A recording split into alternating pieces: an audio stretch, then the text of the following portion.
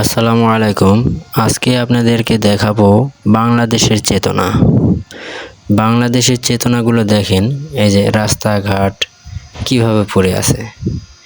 তো যেই সব মাদারচোদেরা চেতনার গল্প শোনায়, সেই সব খাঙ্কির পোলাদের বলি, খাঙ্কির পোলারা চেতনা চেতনা মারাস, রাস্তাঘাট এইভাবে পড়ে আছে, মানুষ যে কষ্ট করে এগুলো দেখতে পায় না। খাঙ্কির পোলারা শুধু চেতনা দেখতে পায়। মাদারচোদেরা এই যে রাস্তা যে পড়ে আছে, ভোট নেওয়ার আগে বাসায় আইসা আমি আপনার এইটা, আপনার ভাই, আপনার বাপ, আপনার মা, এটা সেটা, ভোট দেওয়ার পরে আর কোনো খাঙ্কির পোলারা রাস্তায় আসে না, কোনো মন্ত্রী এই রাস্তা দিয়ে ঢোকে না। খাঙ্কির পোলারা মাদারচোদেরা কোনো কিছু দেখতেই পায় না, শুধু চেতনা ছাড়া। মাদারচোদেরা আর একটা কী পারে, যদি সত্য কথা বলেন তাহলে মামলা দিয়ে ধরায় নিয়ে যাব, নইলে সন্ত্রাস দিয়ে আপনাকে গুম করব। এই খাঙ্কির পোলাদের গুম, খুন, মামলা হামলা ছাড়া আর কিছুই নেই। ক্ষমতায় আসলে মনে হয় ওদের আর কিচ্ছুই করার থাকে না। সত্য কথা যেই বলবে তার গলা চাপা ধরবে।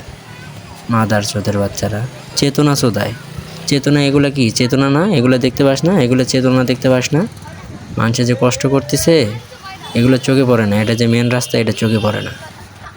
খাঙ্কির পোলারা দেখেন কী কষ্টটা করতেছে। রাস্তার মাঝখানে ট্রাক পুইতে গেছে, এটা কি পুকুরে নামাই দিছে ট্রাক? এই ট্রাক কি, আপনার কি মনে হয় এই ট্রাক কি রাস্তায় নাকি পুকুরে? পুকুরেতেও এরকম ট্রাক ড্রাইভা যাবে না, যেভাবে রাস্তা ডেবে গেছে। মনে হয় নৌকা চালাইবে রাস্তায়, নৌকা তো আর নাই, নৌকা চালাইব কেডা? তার সুতরা চালফাট। দেখেন কষ্টগুলো, দেখেন, দেখলে মন চায় কী কমু। এই যে আমি এইসব কথা যে কইলাম, দেখবেন আমারে কবে যেন উঠায় নিয়ে গেছে, আমারে গুম করে ফেলাইছে।